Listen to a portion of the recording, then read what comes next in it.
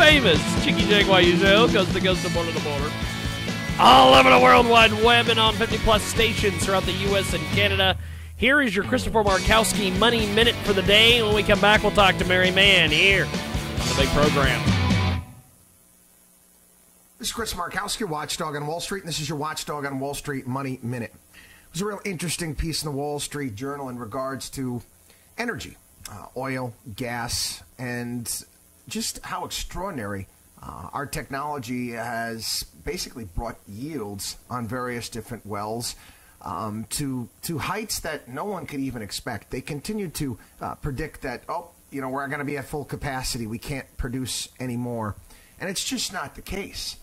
The technology is just yielding more and more natural gas, oil, beyond our wildest dreams at this point in time. And I want to go back to prior to September 11, 2001. George W. Bush and Dick Cheney worked very hard towards getting us towards energy independence. And if you recall, they were chastised for it to a great degree. In fact, they wanted Dick Cheney's office practically bugged with his meetings with energy companies. WatchdogOnWallStreet.com. 24/7, 365. The number 2 internet radio program according to TalkStreamLive.com. This is the Jiggy Jaguar Radio Show. Back here on the big broadcast, coast to coast and border to border, Mary Mann is going to join us here on the telephone here in just a few moments. If you want to get a hold of us, you can do so over there at JiggyJaguar.com. And Mary Mann, Mary, how are you, my friend? I'm very well, thank you, in this sweltering heat. We have a heat wave in Southern California. Well, Mary, let's talk. Are you still there? I heard a click. Yes, I am. Okay, I heard a click. I thought maybe you were gone. There are no enemies, a practical philosophy of life.